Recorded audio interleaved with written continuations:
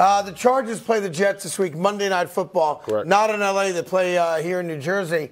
And yet the Chargers are favored in this game by 3 points. That's called disrespect. The Jets have the third best record in football. Did you see the Jets-Giants game? The Chargers are under 500. They're a franchise going nowhere. And yet the team with the third best record of football at home is being disrespected by Las Vegas. And I'm not going to stand for it one more bit. I know that Zach Wilson has had a 300-yard game in over almost a year. But so what? He just had a win thrown for only 100 yards. Not a lot of quarterbacks are good enough to do that.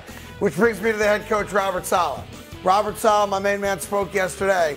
And you got to give this guy credit. This is the guy you want when the ship is sinking and everyone else around you is panicking. Unwavering in his support of Zach and the Jets offense. Yeah, in 2027, I think he's right. It's going to click. Because even in the win against the New York Giants, the Jets were 2 for 15 on third down. They're dead last in the NFL. Third down percentage, legitimately 23%. But it's not just Zach Wilson. I'm glad that's why he said it's a collective. You know, they were on their third string center. Correct. And while he ultimately kind of righted the ship and did a good job, it didn't start off very good. You've got tackles playing guard, guards playing tackles, guards playing center, centers play. It's crazy right now with that offensive line. And what dawned on me, Craig Jennings, because you'll be the first guy to jump on the hate bandwagon with the New York Jets because that's your style. It's okay. Not everyone can just be pretty like me and be positive all the time. Here's the reality.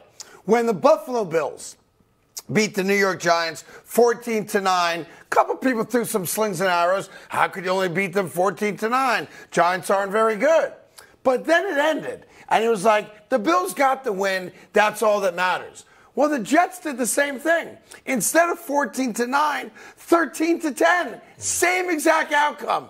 But the Jet fan and the Jet franchise seemingly has to now explain themselves to the rest of the world of why we're so happy we got that win. Well, number one, the Bills have Josh Allen. We've seen him play even worse than at an elite level. Yeah. And especially when we talk about throwing the football and passing yards. That's like the reality of it is that the Jets can't throw the football. Like, I don't care how mix and match you put together the offensive line. Everybody has some type of struggle at this stage in the season. However, to your point that you've been harping on all season long, Zach Wilson just hasn't taken that step that Robert Saleh is showing this unwavering faith. This offense is averaging 164 yards per game. That's a lot, right? 164 yards per game. Yeah. Like, we have receivers in this league that are averaging over 120 yards a game. Yeah. Just individually. So that puts into context. That's their 31st, as you see there. Like, the stats don't lie. At some point, you have to look in the mirror. No, it's not good. And I'm not trying to be a hater. These are facts right here. No, so 31st is not good. It's not good. 30th isn't good. Last isn't good. No. But if I'm not mistaken, there's somebody worse. Okay.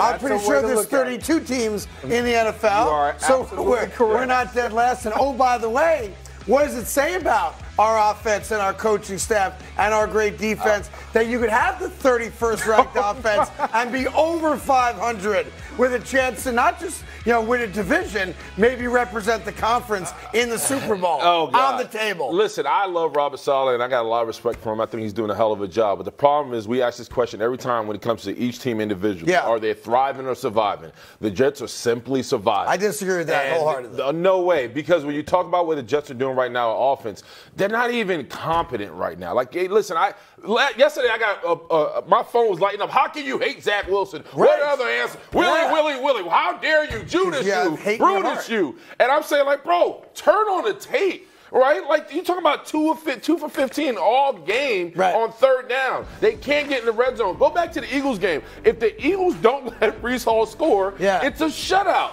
Breece Hall doesn't take that check down yard. It's a shutout. By the way, the Eagles tried to tackle Breece Hall. They didn't try to tackle him. This past game against the Giants tried to tackle Breece Hall. Like, why is it always if the other team did this, the Jets would have lost? Why do we give the Jets a little bit of credit that they're 4-3 with an offense that averages 160 yards a game? That at some level. Because you have an all-world defense, Craig. Well, then let's celebrate that, right?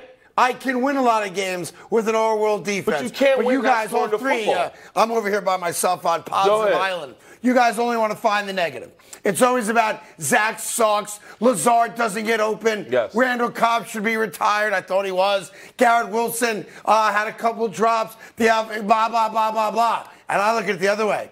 Imagine what will happen when our offensive line does figure out how to block. It's week 9. Imagine that. Week 9. Can you show? I think we have a clip of your coach. Can we show your head coach? Your coach. Show me my head coach. Show me your head coach. I know what you're going to show That's me. your head coach. Yeah, by the way. That is your head coach. This team that you continue to step on the soapbox. Yeah. Week 9, Yeah. and look at the disparity. Look at this man in agony. Is that like unwavering to you? He's wavering. This man is crying for help. That is wavering right there. First off, wavering. That's a man in prayer. So let's not.